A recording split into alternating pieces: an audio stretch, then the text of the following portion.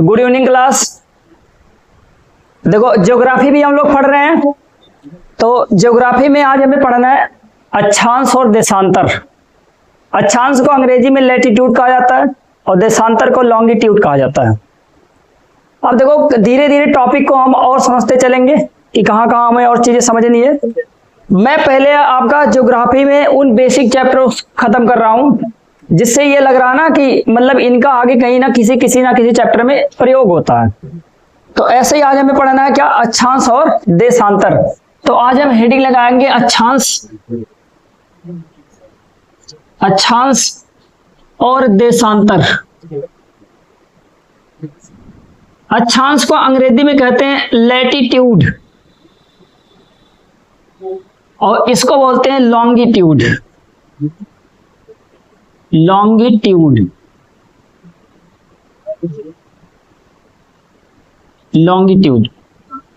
ठीक ना। ये थोड़ी थोड़ी बातें हमें पढ़ लेनी है। लॉन्गिट्यूड और ये लैटिट्यूड, तो ये चीजें क्या होती हैं। सबसे पहले आप आज हेडिंग बनाएंगे अक्षांश। तो अक्षांश से हम लोग शुरू करेंगे। मतलब पहले हम पढ़ते हैं लैटिट्यूड, इसको हम क्या बोलते हैं, अक्षांश बोलते हैं। देखो एकदम ना कॉन्सेप्ट से समझेंगे कि ये अक्षांश क्या होते हैं या अक्षांश क्या होते हैं, इनका प्रयोग कहां पर किया जाता है, सब कुछ अच्छे से समझेंगे। सबसे पहले आप समझो, अगर आपको अक्षांश समझना है तो हम क्या करते हैं, पहले हम एक ग्लोब बनाते हैं। ग्लोब का मतलब एक पृथ्वी बनाते हैं, समझ गए। अभी मान लो कि ये पृथ्वी का एक कोई गोलाकार पृथ्वी है। ऐसे पृथ्वी जायोड की आकार की होती है, लेकिन ऐसे अभी हम समझ रहे हैं कि पृथ्वी गोलाकार है। अब इसमें आपको क्या समझना है कि एक चीज पहले समझो कि ये कोणीय दूरी क्या होती है। क्या हमने नाम लिया, कोणीय दूरी। अगर कहीं नाम आता है कि ये बताओ ये कोणीय दूरी क्या होती है, पहले आप कोणीय दूरी समझो कि कोणीय दूरी क्या होती है। जैसे मान लो कि ये कोई पॉइंट है, हमने कहा ये कोई लाइन है, ऐसे हमने कहा एक लाइन सीधी हमने खींच ली, ठीक ना। अब हम कह रहे हैं यहां से हम क्या कर रहे हैं, हमें ऐसे मान लो इस पे हम कोई मान लो पत्थर बांध दिए, और पत्थर बांधने के बाद हम क्या कर रहे हैं, यहां से ये केंद्र है, केंद्र से पत्थर बांधेंगे तो इसको हम ऐसे ऐसे क्या करेंगे, घुमा सकते हैं, समझ गए। क्या करेंगे, ये केंद्र है, केंद्र से कुछ दूरी तक एक हम क्या करें, रस्सी में पत्थर बांध दिए मान लो। अब ये क्या करेंगे, इसी पत्थर को हम ऐसे ऐसे उठा रहे हैं। तो आप कहोगे ये कुछ इस आकार में बन के आएगा, और आप कहेंगे कुछ इस आकार में ये बनेगा, समझ गए। तो हम क्या कहेंगे, हम कहेंगे बाबू अगर मान लो कि ये पत्थर यहाँ पर पहुंच गया, रस्सी से बंधा हुआ पत्थर यहाँ पर पहुंच गया, तो आप कहोगे भैया क्योंकि देखो ये जो रस्सी आप बांधे हो ये तो यही रहने वाला है ना, ये थोड़ी और बड़ा हो जाएगा और छोटा हो जाएगा, तो ये छोटा तो होगा नहीं। फिर आप कहेंगे यहाँ पर एक कोण बना लिया, मान लो यहाँ पर जो कोण बना है वो है थीटा। क्या बना लिया, ये थीटा कोण बना लिया। अब आप कहेंगे बताओ ये पहले यहाँ था, अब यहाँ से ये पत्थर यहाँ पर चला गया, तो ये जो कोण बना रहा है, समझिए थीटा कोण बनाने में इसे कितनी दूरी तय करनी पड़ी, इसको हम क्या बोलते हैं, इसी को बोला जाता है कोणीय दूरी बोला जाता है, समझ गए। मतलब किसी कोण को बनाने में जो दूरी तय की जाती है उसको हम क्या बोलते हैं, कोणीय दूरी बोलते हैं, समझ गए। इतना समझ गए कि नहीं समझ गए। अब यही चीज ना आप यहां पर अप्लाई करो। कहां पर अप्लाई करोगे आप, हम कहेंगे हम यहां पर अप्लाई करेंगे। अब आप कहोगे तो यहां पर कैसे अप्लाई करेंगे, देखो ऐसे पहले आप बना लो, ठीक ना। और ये इसका हो गया सेंटर, ये अर्थ का क्या हो गया, सेंटर। और सेंटर का मतलब ये इसका मान लेते हैं केंद्र है, लिखेंगे नहीं कुछ क्योंकि इसमें अभी बहुत सारी चीजें करनी होती हैं, ठीक ना। ये बन गया इसका सेंटर। सेंटर का मतलब ये इसका है केंद्र बिंदु है। क्या ये केंद्र बिंदु है। अब हमने कहा कि चलो हमने क्या किया, यहां से 1 डिग्री, देखो कोण को किस में मापते हैं बाबू, डिग्री में। कोण को किस में मापा जाता है, डिग्री में। जैसे हमने कहा दूरी को हम मीटर में मापते हैं, ठीक ना, किलोमीटर में मापते हैं, सेंटीमीटर में मापते हैं, तो ये सब आपके किसके मात्रक है, दूरी के मात्रक है। ऐसे ही जब कोण की बात होती है तो कोण को किस में मापा जाता है, तो हम कहते हैं डिग्री में। और डिग्री को हिंदी में क्या कहते हैं, अंश कहते हैं, समझ गए। अब मैंने मान लो कि यहां से 1 डिग्री चला, अगर आप 1 डिग्री चले, यहां मैंने मान लिया कि 1 डिग्री है, तो बताओ ये 1 डिग्री चलने में बताओ इसको कोणीय दूरी इतनी तो तय करनी पड़ी, तो ये इसका क्या हो गया, हमने कहा ये इसका कोणीय दूरी हो गया। ऐसे मैंने कहा कि मैंने इधर भी 1 डिग्री चला, इधर भी हमने कितना चला, 1 डिग्री चला, तो आप कहेंगे इसको, इसका मतलब ये यहां से चले होंगे, मतलब जैसे इसमें इधर से चले तो इसमें इधर से चले होंगे। तो ये बताओ ये इसका कोणीय दूरी हो गया। मतलब अगर हम 1 डिग्री इस साइड में भी कोण चल रहे हैं और 1 डिग्री इस साइड में भी कोण बना रहे हैं, तो ये जो कोणीय दूरी जितनी आ रही है, ये वाली जो आप देख रहे हो, ये कोण वाली जो दूरी जितनी आ रही है, समझ गए, इसको हम क्या बोलेंगे, कोणीय दूरी बोलेंगे।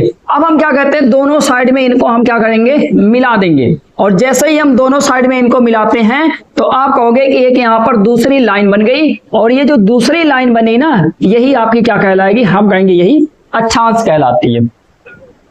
यही क्या कहलाती है, अक्षांश कहलाती है।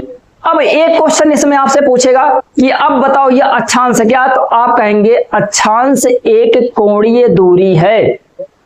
समझ गए कि नहीं समझ गए, अक्षांश क्या है, तो हम कहेंगे अक्षांश एक कोणीय दूरी है। भैया अगर आपसे पूछ लिया जाए कि ये बताइए ये जो कोणीय दूरी बनी है ये किसके साथ बनी है, ये कोणीय दूरी किसके साथ बनी है। देखो पहले आप एक बात थोड़ी थोड़ी बात समझ जाओ, तब अंदर चलेंगे, तब ज्यादा समझ में आएगा। जैसे हमने कहा कि ये मान लो अर्थ है, मतलब ये है पृथ्वी। पृथ्वी पे आप देखते होंगे ग्लोब पे एक लाइन ऐसे ऐसे खींची जाती है, ऐसे ऐसे एक लाइन खींची जाती है, और एक लाइन अगर आप देखते होंगे तो उस पे एक लाइन ऐसे ऐसे खींची गई होगी, ऐसे ऐसे भी लाइन खींची गई होगी, ऐसे ऐसे भी लाइन खींची गई होगी। तो हम कहते हैं हाँ ऐसे भी खींची जाती है, तब जाके ये ग्लोब बनता है। तो बाबू जो ऐसे एकदम पूरा पट लाइन है, ये पट वाली जो लाइन होती है इसी को हम बोलते हैं अक्षांश। और जो ये खड़ी खड़ी लाइनें आप देख रहे हो इनका नाम होता है देशांतर। इनका नाम क्या होता है, देशांतर। तो मेरे को पहले बताओ, आपको जनरल तरीके से आपको अक्षांश और देशांतर समझ में आया। अगर कहीं पर ऐसे पट पट लाइन दिख जाए तो वो क्या है, अक्षांश है, और अगर कहीं पर ऐसे खड़ी खड़ी लाइन दिख जाए वो क्या है, देशांतर। पहले ये समझो। तो बाबू अगर हम कहते हैं, अब अपने कॉन्सेप्ट में आते हैं, अगर आपसे कहा जाए बताओ अक्षांश क्या है, तो आप कहोगे भैया देखो ये जो देशांतर रेखाएं होती है ना, देशांतर रेखाओं के साथ जो कोणीय दूरी होती है उसे अक्षांश कहा जाता है। और अक्षांश एक प्रकार की काल्पनिक रेखाएं होती हैं। काल्पनिक का मतलब बाबू केवल जिन्हें आप इमेजिन कर रहे हो, जिनकी आप कल्पना कर रहे हो, एक्चुअल में ये नहीं है, केवल आप क्या कर रहे हो, इनकी केवल आप कल्पना कर रहे हो। समझ गए। तो अब हम यहां पर लिखेंगे, समझ गए, देशांतर के साथ बनाई गई कोणीय दूरी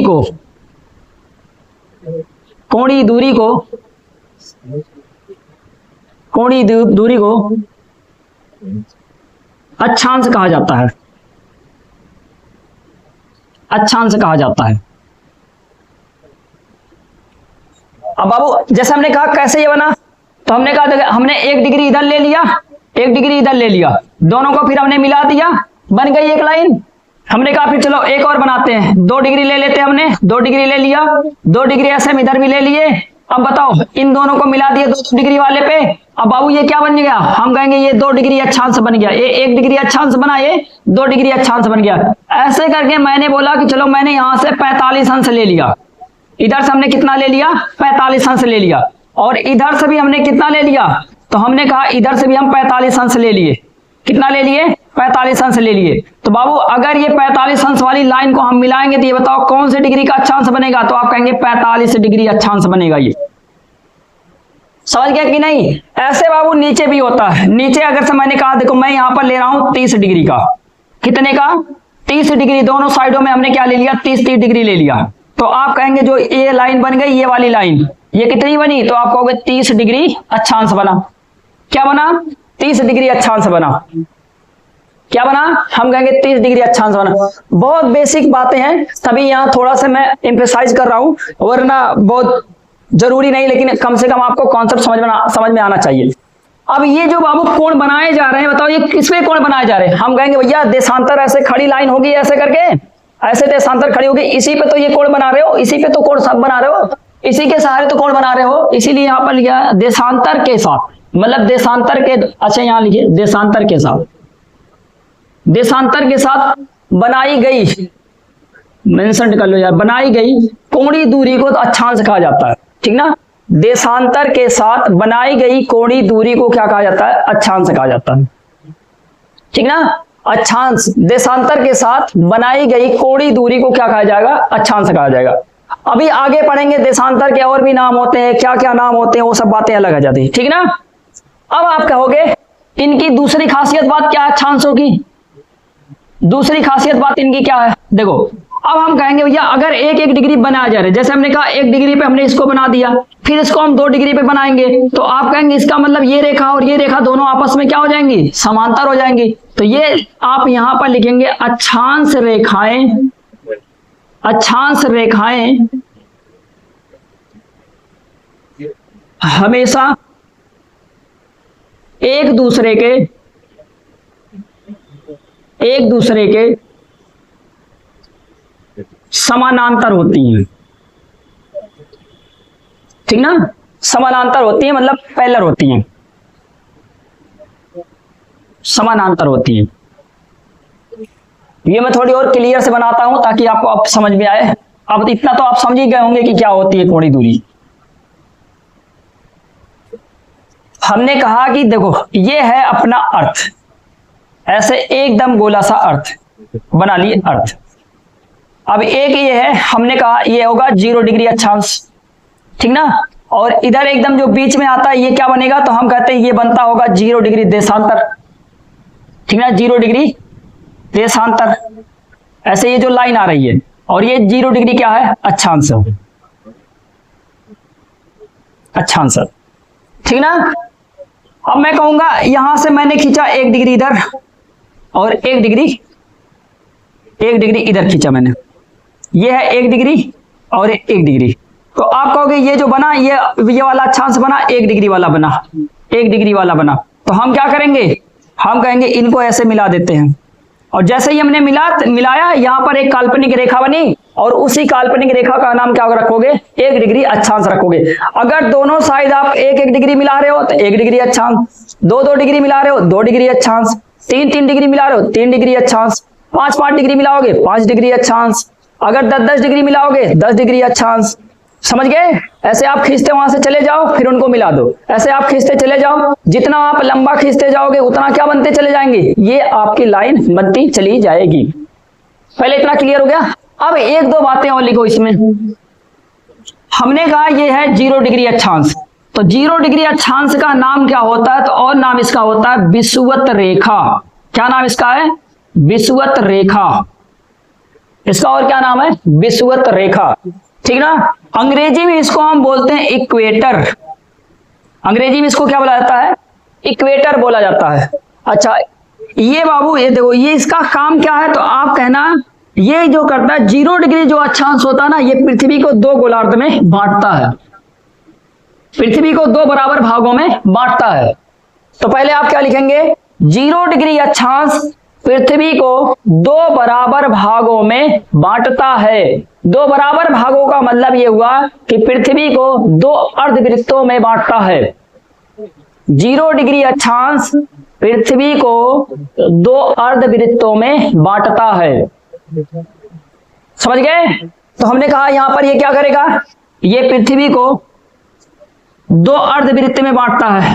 अर्धवृत्त तो सभी को समझ में आते हैं, आधा वृत्त, पूरा का पूरा जो गोला पूरा जो गोल सा दिखेगा वृत्त, जब उसको हम आधा कर देंगे तो अर्धवृत्त, 2 अर्धवृत्त। अच्छा, इन्हीं 2 अर्धवृत्तों का एक नाम दे रखा गया है। नाम क्या दिया गया है?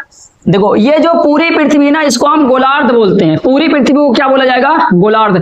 इसका मतलब बाबू 2 अर्ध गोलार्ध में बांट दिया।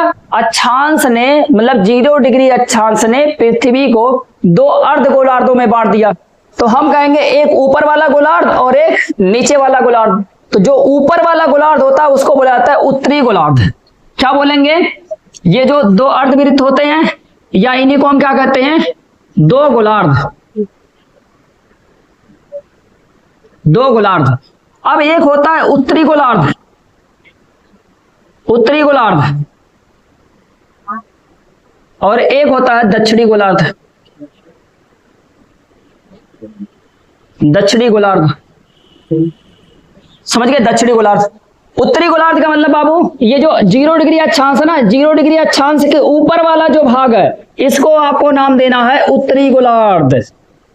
कौन सा गोलार्ध बोलोगे इसको? तो हम कहेंगे इसी का नाम है उत्तरी गोलार्ध। और जो नीचे वाला जो नीचे वाला आधा वृत्त है इसको आप क्या बताओगे? इसको हम बोलते हैं दक्षिणी गोलार्ध। क्या बोलेंगे इसको हम? इसको हम कहते हैं दक्षिणी गोलार्ध। शायद आपको गोलार्ध समझ में आ गया होगा। तो जो विषुवत रेखा है ये क्या करता है? ये पृथ्वी को 2 बराबर हिस्सों में बांटता है। ये पृथ्वी को 2 बराबर हिस्सों में बांटता है, इसीलिए इसको एक नाम और दिया जाता है। ये भू का मतलब होता है क्या? पृथ्वी। भू का मतलब क्या होता है? पृथ्वी। ये है भूमध्य रेखा, मतलब पृथ्वी को ये क्या कर रही? मध्य से काट रही है, इसीलिए इसका नाम रखा गया है भूमध्य रेखा। समझ गए? ये क्या कर रही है? ये पृथ्वी को 2 अर्धवृत्तों में काटती है, 2 अर्धगोलार्धों में काटती है। तो इसीलिए इस रेखा का और एक नाम क्या होता है? भूमध्य रेखा। कौन सी रेखा का? हम कहेंगे विषुवत रेखा का एक और नाम है, हम इसको कहते हैं भूमध्य रेखा।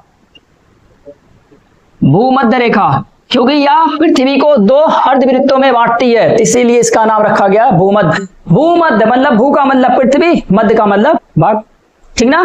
पृथ्वी को मध्य भाग से काट दे, ऐसी रेखाओं को क्या बोलते हैं हम? तो इसके कितने नाम हो गए? 0 डिग्री। पहला तो 0 डिग्री अक्षांश, दूसरा विषुवत रेखा, अंग्रेजी में इसको इक्वेटर कहते हैं, और भूमध्य रेखा कहते हैं। इसकी खासियत क्या है? इसकी खासियत है ये पूरे गोलार्ध को या पूरे वृत्त को 2 अर्धवृत्तों में बांट देता है या 2 अर्धगोलार्धों में बांट देता है। एक अर्धगोलार्ध का नाम होता है उत्तरी अर्धगोलार्ध और दूसरे का नाम होता है दक्षिणी अर्धगोलार्ध, ठीक ना? अच्छा, ऊपर वाला उत्तरी होगा, नीचे वाला क्या होगा? दक्षिणी होगा। अगर आपको इतनी बातें समझ में आ गई तो हम और आगे चलते हैं। देखो हमने यहां ऐसे लिख दिया 2 डिग्री अक्षांश, 2 डिग्री अक्षांश। आप समझ नहीं पाओगे 2 डिग्री अक्षांश। भैया अब ये 2 डिग्री अक्षांश ऊपर का है कि नीचे का है? नहीं समझ में आएगा ना। तो हम क्या करते हैं, इसीलिए इसके साथ में हम इसके गोलार्ध को मेंशन करते हैं, ताकि ये समझ में आए कि भैया हम कहाँ की गोलार्ध की, कहाँ के अक्षांश की बात कर रहे हैं। समझ गए? अब जैसे ये उत्तरी गोलार्ध हो, इसको अंग्रेजी में हम कहते हैं नॉर्थ हेमिस्फीयर। क्या बोल देंगे इसको? North hemisphere. और इसको बोलते हैं साउथ हेमिस्फीयर, सदर्न हेमिस्फीयर। ऐसे इसको नदन बोलते हैं यार, नदन हेमिस्फीयर, और इसको बोलते हैं सदर्न हेमिस्फीयर, ठीक ना? अब ये जो सदर्न हेमिस्फीयर होता है इसका ये एस उठा लेते हैं और इसका हम क्या उठा लेते हैं? एन। एन का मतलब होगा नॉर्थ और यहां एस का मतलब क्या होता है? साउथ। हमने यहां लगा दिया कि यहां लगाएंगे, देखो ये देखो 0 डिग्री के ऊपर है तो ये कौन से गोलार्ध में? उत्तरी गोलार्ध में। यहां हम लगाएंगे नॉर्थ।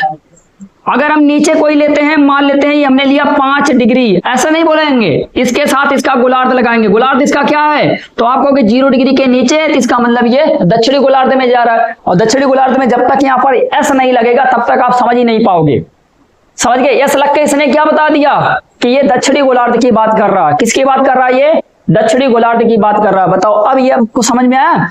अगर कभी भी जैसे हमने कहा 25 डिग्री नॉर्थ, एन लगा दिया, 25 डिग्री एन, इसका मतलब बाबू ये क्या है? इसका मतलब ये कौन से गोलार्ध में है? हम कहेंगे ये उत्तरी गोलार्ध में है। हमने कहा 25 डिग्री साउथ, अब बताओ ये कौन से गोलार्ध में है? तो हम कहेंगे ये दक्षिणी गोलार्ध में है। शायद अब आपको समझ में आ गया हो गोलार्ध का मतलब। जब भी अक्षांश लिखे जाएंगे तो उनके साथ उनके क्या लिखे जाएंगे? उनके गोलार्ध के सिंबल लिखे जाते हैं। अब देखो हिंदी मीडियम में इसको छोटा ऊ लिख देते हैं और इसको दा लिख देते हैं, ये हिंदी मीडियम में लिखा जाता है, ठीक ना? जैसे हमने कहा ये लिखा जाएगा 20 डिग्री ऊ, ठीक ना? और यहां पर क्या लिखा जाएगा? 25 डिग्री दा, ऐसे करके लिखा जाता है। समझ गए? हो सकता है हिंदी में लिखने के लिए बोल दिया जाए तो दा का मतलब दक्षिण और ऊ का मतलब उत्तर, ये भी चीजें हो सकती हैं हिंदी मीडियम में। समझ गए? तो बाबू अक्षांश का हमेशा अक्षांश के साथ उनके कौन लगे होते हैं? गोलार्ध लगे होते हैं। वही बताते हैं कि ये अक्षांश कौन से गोलार्ध में है, ये उत्तरी गोलार्ध में है, ये दक्षिणी गोलार्ध में है। शायद आपका ये भी क्लियर हो गया है। अब और आगे चलते थोड़ी थोड़ी। हम विषुवत रेखा के बारे में हमने इतनी चीजों को देखा, विषुवत रेखा के बारे में और भी चीजें पढ़नी है, अभी तो बहुत ही कम पढ़े हो। ठीक ना। ये देखें कि दो अक्षांश क्या होते हैं, हमेशा एक दूसरे के समांतर होते हैं, ठीक ना। अच्छा, मैं एक बात और लेता हूं,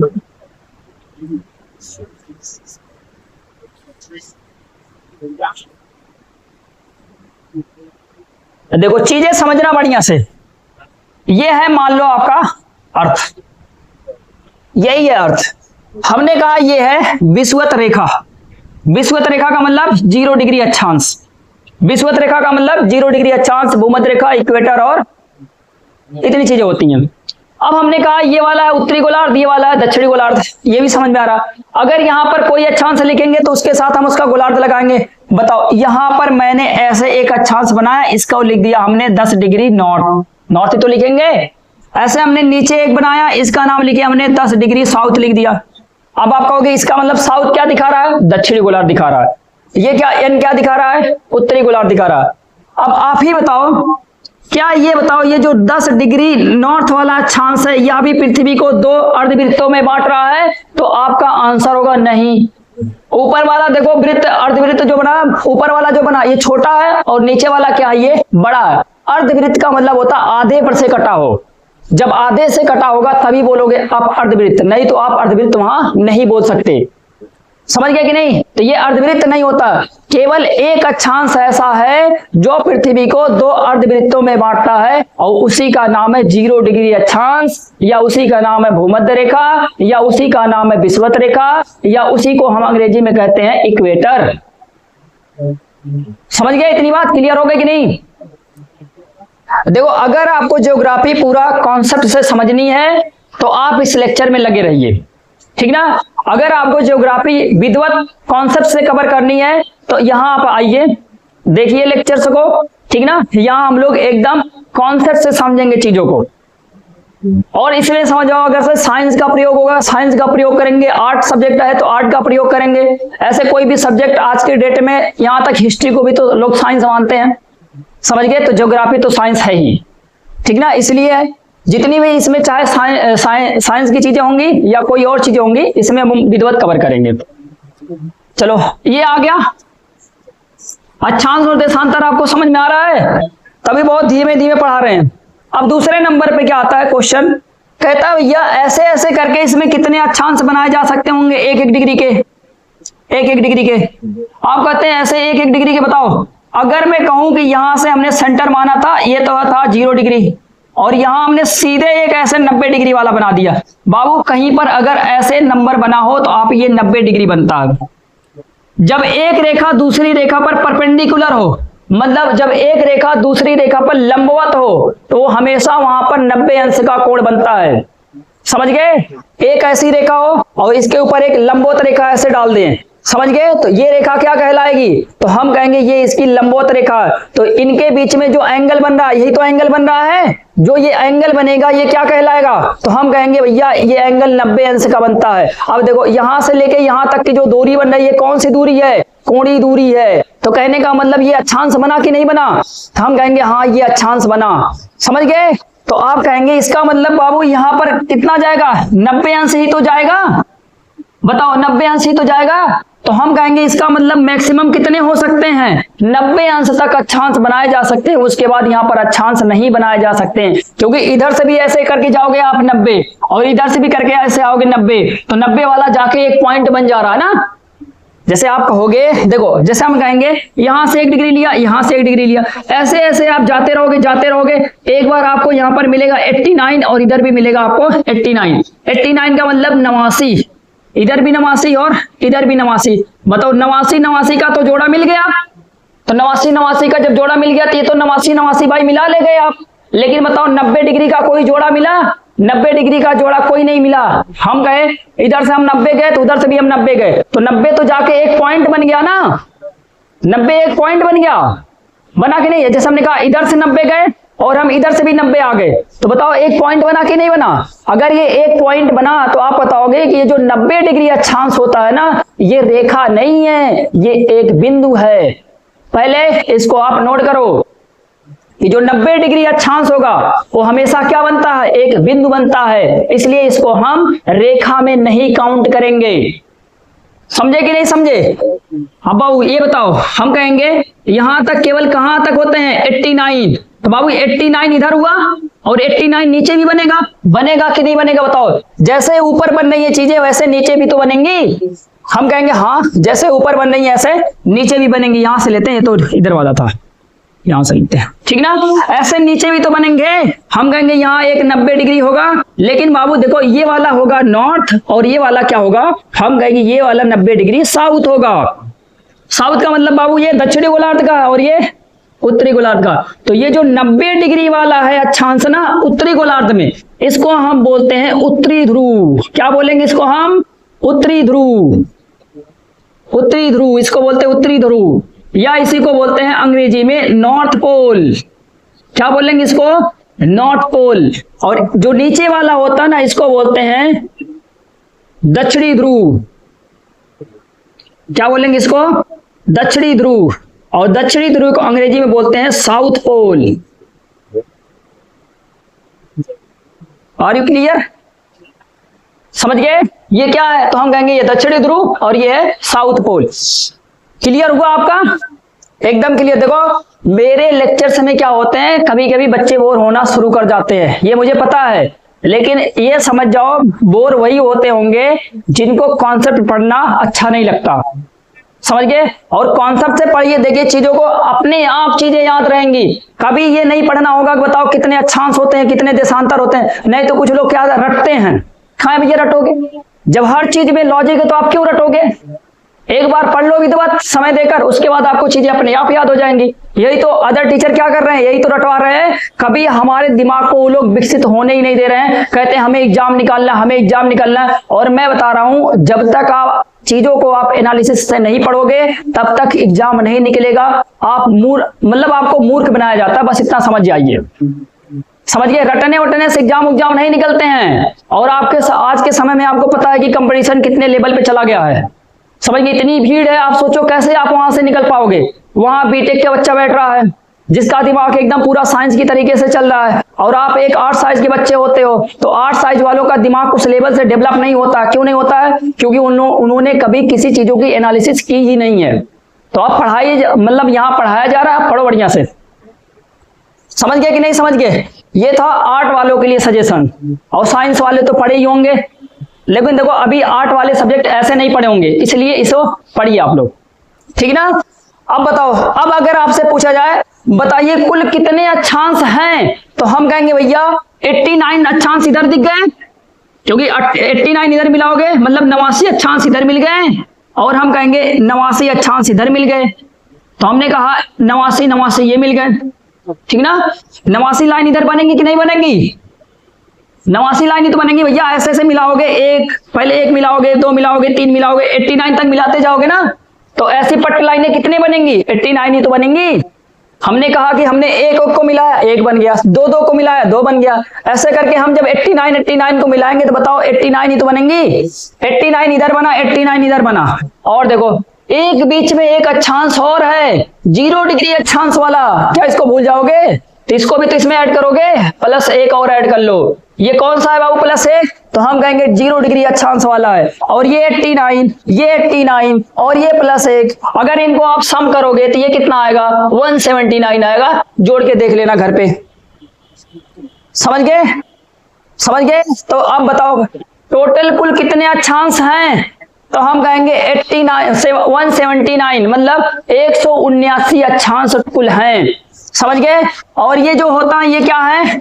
ये क्या होते हैं? तो हम कहते हैं यह एक बिंदु होते हैं। इनको हम अक्षांश नहीं कहते हैं, इनको हम क्या बोलेंगे? इनको हम पॉइंट मानते हैं। बिंदु का मतलब क्या मानते हैं? इनको हम पॉइंट मानते हैं। और आपने देखा कि ये पॉइंट कैसे बना। समझ गए? ये बताने की जरूरत नहीं है। अब आपने ये देखा कि ये पॉइंट कैसे बने। समझ गए? पॉइंट क्लियर हो गया ये कि नहीं क्लियर हुआ? पहले आप कॉन्सेप्ट क्लियर करो, बाकी तो चीजें अलग हो जाती हैं। अब देखो, अब एक क्वेश्चन और पूछेगा, कहेगा कि भैया देखो ये है 0 डिग्री अक्षांश, ठीक ना? अब ये मैंने मान लिया कि है ये 0 डिग्री अक्षांश है, ये 1 डिग्री अक्षांश, 1 डिग्री नॉर्थ, ये 1 डिग्री नॉर्थ, ऐसे अब आपसे कहेगा बताओ इन दोनों अक्षांशों के बीच का जो क्षेत्र होता है इसको क्या कहोगे आप? ये जो क्षेत्र होता है मतलब दो अक्षांशों के बीच का जो क्षेत्र होता है क्या कहलाता है? तो आपको लिखेंगे दो अक्षांशों के बीच के क्षेत्रफल को या क्षेत्र को जोन कहा जाता है और इन्हीं जोन को हम हिंदी में कटिबंध कहते हैं। क्या कहते हैं? कटिबंध कहते हैं। तो बाबू ये भी क्वेश्चन आते हैं कभी कभी। दो अक्षांशों के मध्य के क्षेत्र को जोन कहा जाता है। जोन कहा जाता है या जोन को हम क्या बोलते हैं? कटिबंध बोलते हैं। कटिबंध कहा जाता है। कटिबंध कहा जाता है। समझ गए? अच्छा क्या बताओ अगर मैं कहूं 1 डिग्री बताओ 1 डिग्री से 2 डिग्री के बीच में क्षेत्रफल हो मतलब क्षेत्र होगा कुछ, तो क्या उसको हम क्या बोलेंगे? जोन बोलेंगे। अगर मैंने कहा 1 डिग्री से लेकर बताओ 10 डिग्री के बीच मतलब यहां 1 डिग्री फिर ऊपर 10 डिग्री तो उसके बीच का जो क्षेत्र होगा उसको भी क्या कहेंगे? हम कटिबंध ही कहेंगे। समझ गए? हमने इसीलिए यहां पर लिखा दो अक्षांशों के, कोई अक्षांश कोई भी हो, समझ गए, दो अक्षांशों के बीच का जो क्षेत्र होता है क्या कहलाता है? तो हम कहेंगे कटिबंध कहलाता है। क्लियर? ये भी क्लियर हो गया आपका। अब एक चीज और पूछेगा दो लगातार अक्षांशों के बीच में कितनी दूरी होती है? समझ गए? पहली बात तो आपने देखा था कि अक्षांश क्या होते हैं? हमेशा एक दूसरे के समानांतर होते हैं। तो हमने कहा कि दो लगातार अक्षांशों के बीच, तो दो लगातार अक्षांशों का बीच का मतलब ये हुआ अगर ये 1 डिग्री है, अगर ये हमने कहा हाँ जैसे ये 1 डिग्री है और फिर इसके ऊपर हमने बना दिया 2 डिग्री, तो 1 से 2 डिग्री के बीच का ये जो दूरी है ये कितनी दूरी बनती है? दूरी कितनी बनती है मतलब? तो हम कहेंगे ये दूरी जो होती है ना 111 किलोमीटर होती है। तो यहां आप लिखो दो लगातार अक्षांशों के बीच, दो लगातार अक्षांशों के बीच की दूरी बराबर 111 किलोमीटर। ठीक ना? कितनी होती है? 111 किलोमीटर। और आपको यह भी पता है कि दोनों अक्षांश क्या होते हैं मतलब कोई भी अक्षांश अगर है तो हमेशा एक दूसरे के क्या होंगे? समानांतर होंगे। ये भी आपको बढ़िया से याद कर लेना है।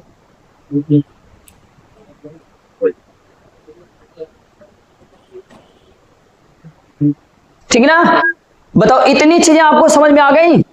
अगर इतनी चीजें समझ में आ गई हैं तो हम अब दूसरे पॉइंट पे चलते हैं जो हमें अब और आगे पढ़ने हैं। ठीक ना?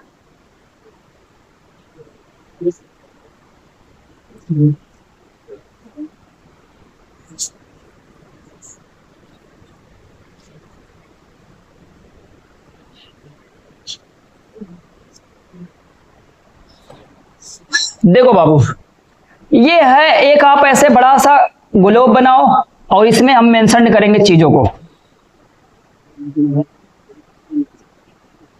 पहले आप यहां पर मेंशन करना, ये है 0 डिग्री, ये है 0 डिग्री।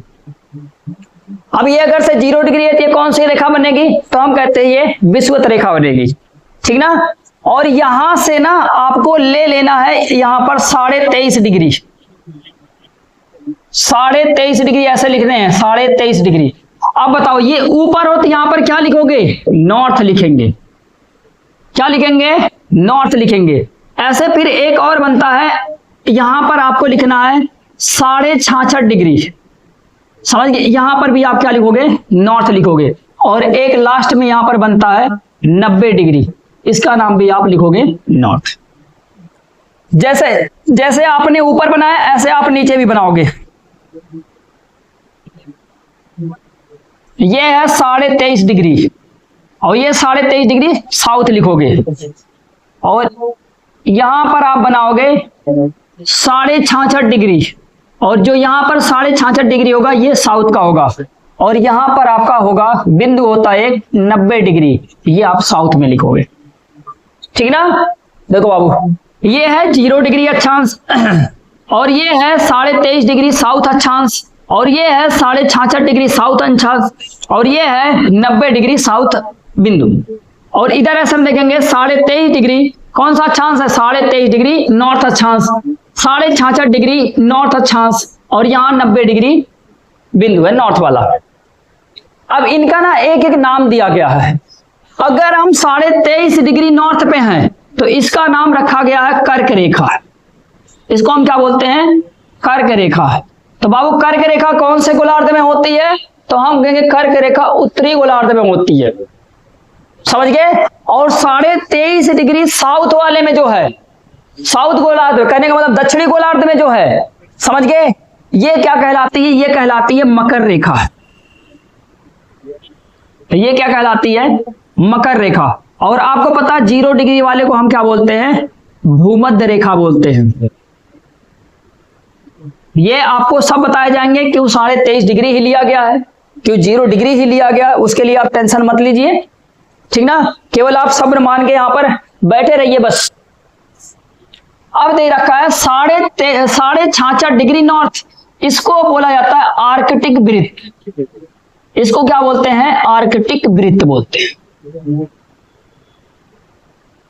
और इसको क्या बोलते हैं? इसको बोलते हैं उत्तरी ध्रुव बोलते हैं। पहले ये आप नाम सुनो बढ़िया से। और जो यहां पर 66.5 डिग्री साउथ दे रखा है, इसको बोलते हैं अंटार्कटिक वृत्त। अंटार्कटिक वृत्त,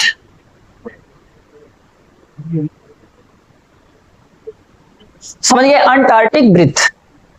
अच्छा, भूमध्य रेखा को आपको पता है अंग्रेजी में बोलते हैं इक्वेटर, कर्क रेखा को बोलते हैं ट्रॉपिक ऑफ कैंसर, ठीक ना। मकर रेखा को बोलते हैं ट्रॉपिक ऑफ कैप्रिकॉन, और आर्कटिक वृत्त को बोला जाता है आर्कटिक सर्कल।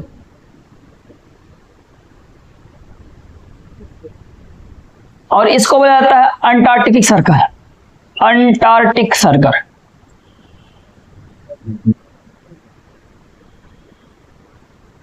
ठीक ना। और इसको बोलते हैं हम साउथ पोल, और इसको हम बोलते हैं नॉर्थ पोल। पहले ये समझो आप,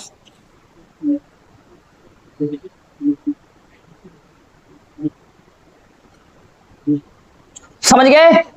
23.5 डिग्री साउथ रेखा को क्या कहा जाता है? मकर रेखा, समझ गए? 23.5 डिग्री नॉर्थ अक्षांश को क्या कहा जाता है?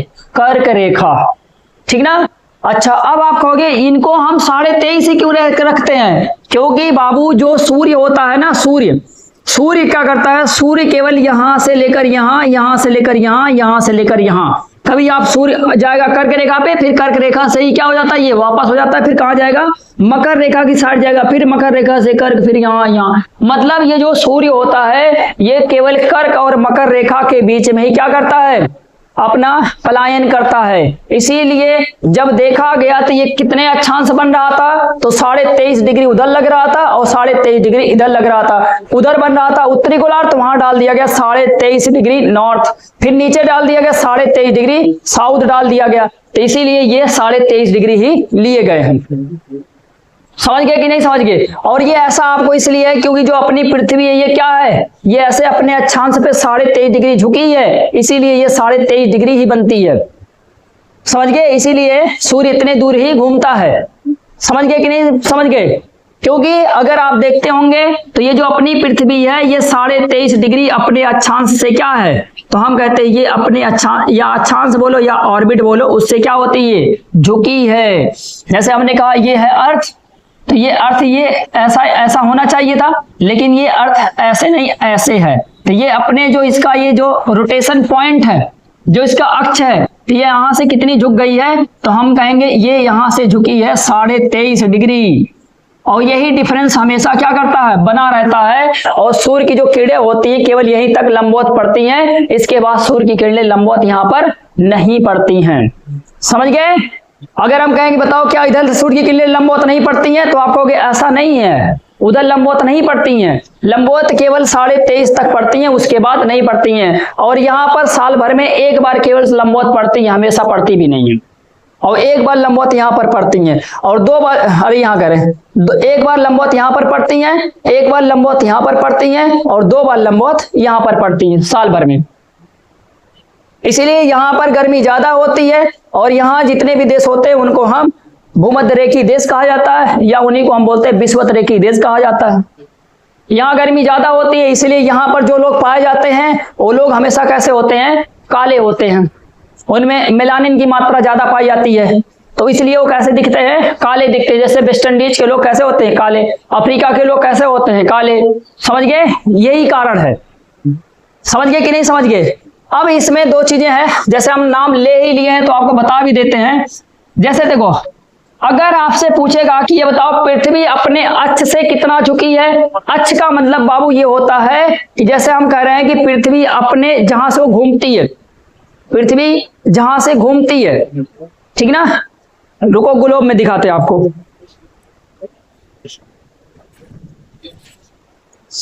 देखो ग्लोब है, हमने कहा कि देखो ये यहां से घूम रही है, तो घूमने का पॉइंट इसका ये हुआ, समझ गए।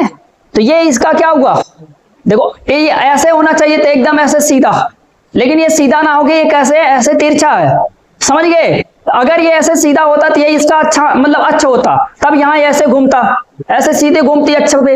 लेकिन ये इसका जो अच्छा है, ये अपने अच्छे से ऐसे झुक गई है, झुक गई ना। पहले ये ऐसे लंबोतरा होगा, वहां से ऐसे झुक गई है, तो जब ये यहाँ से ऐसे झुकी तो यहाँ आप कहेंगे कि इसका मतलब ये अच्छे से कुछ अंश झुक के यहाँ पर कुछ कोण बना रही होगी, और इसी कोण को हम क्या कह रहे हैं, 23.5 डिग्री कह रहे हैं।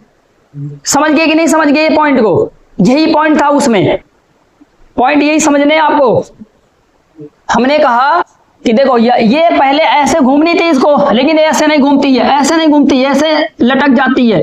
तो भैया इसका अक्ष तो ये था ना, तो ये अपने अक्ष से ऐसे लटक के घूम रही है, तो हम कह रहे हैं ये इसने अपने अक्ष से कितना झुका है, तो हम कहेंगे ये अपने अक्ष से 23.5 डिग्री झुक गई है। कितना झुकी गई, 23.5 डिग्री। और इसीलिए ये 23.5 डिग्री वाले अक्षांश बना दिए गए, समझ गए। अच्छा, अब एक चीज और होता है, जैसे मान लो कि ऐसे अब सीधे रखी पृथ्वी, ऐसे सीधे घूम रही थी, सीधे घूम रही थी, समझ गए। जैसे अभी ग्लोब देख रहे थे आप, ग्लोब देखो, फिर से ग्लोब देखो। अब ये पृथ्वी क्या करती है, ऐसे इसका एक ऑर्बिट होता है जहां पर ये ऐसे चक्कर लगाती है, ऐसे ये क्या करेगी, ऐसे ये चक्कर लगाती है। ऐसे मान लो ऐसे सूर्य के चारों तरफ ये क्या लगाती है, ऐसे चक्कर लगाती है, समझ गए। तो ये जिस रास्ते पे ऐसे चक्कर लगाती है, इसका क्या है, तो आप कहोगे ये इसका ऑर्बिट है। ये इसका क्या होता है, ऑर्बिट। ऑर्बिट का मतलब होता है कक्षा। ये अपने कक्षा में ऐसे क्या करती है, ऐसे चक्कर लगाती है। देख रहे हो बाबू, ये ऐसे अपने कक्षा में क्या लगा रही है, चक्कर लगा रही है। अब आप ही बताओ, अगर इसका कक्षा ये है तो बाबू कक्षा यही तो बन रहा है, तो आपसे पूछेगा ये अपने कक्षा से कितनी झुकी है, ये अपने कक्षा से कितनी झुकी है। तो हम कहते हैं बताओ कक्षा बाबू यही तो हुआ। आप बताओ ये कितना अपने कक्षा से झुकी है, तो हम कहेंगे 66.5 डिग्री झुकी है। और कितनी झुकी है, इतनी ही तो झुकेगी भैया। अगर 23 ये ऊपर से झुकी है तो इसका मतलब इधर कितना झुके होगी, 66.5 ही तो। 90 में से 23.5 निकालो, क्या बचेगा, 66.5 बचेगा। तो 2 क्वेश्चन यहाँ पे कभी कभी पूछे जाते हैं कि पृथ्वी अपने अक्ष से कितना झुकी है, तो बताओगे 23.5 डिग्री। पृथ्वी अपने कक्षा से कितनी झुकी है, तो बताओगे 66.5 डिग्री।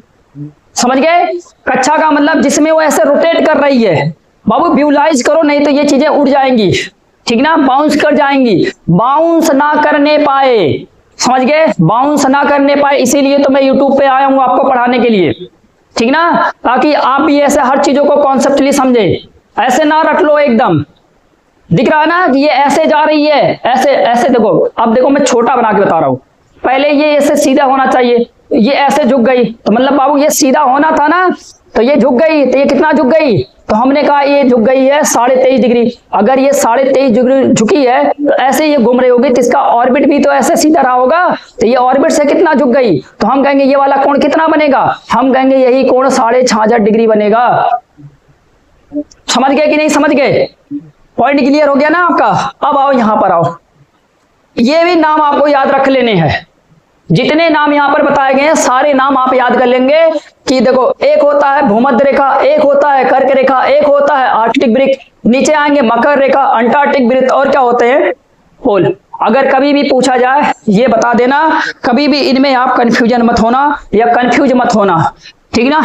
अच्छा ठीक है, आज हम अच्छांश में इतना ही देखेंगे क्योंकि आज जितने भी पोर्शन है सारे कॉन्सेप्चुअल पोर्शन है, दिक्कत आपको हो सकती है, इसीलिए पहले आप इतना पढ़िए। इतना अगर आपको ना समझ में आए तो आप कमेंट करिए ताकि हम आपको इसमें और भी चीजों को समझा दे, वरना हम ऐसे आपको समझाते रहेंगे, हम समझते रहेंगे, चीजें आपको पता नहीं आ रही है कि नहीं आ रही, कुछ पता भी नहीं चलता है। जो चीजें आपको ना समझ में आई आप उनमें कमेंट करिए, ठीक ना। ठीक है, अगले सेशन में मिलेंगे, देशांतर के साथ मिलेंगे, और इसमें अगर से कुछ चीजें और हैं भी उनको हम देशांतर के बाद बताएंगे आपको, ठीक ना। ठीक भाई।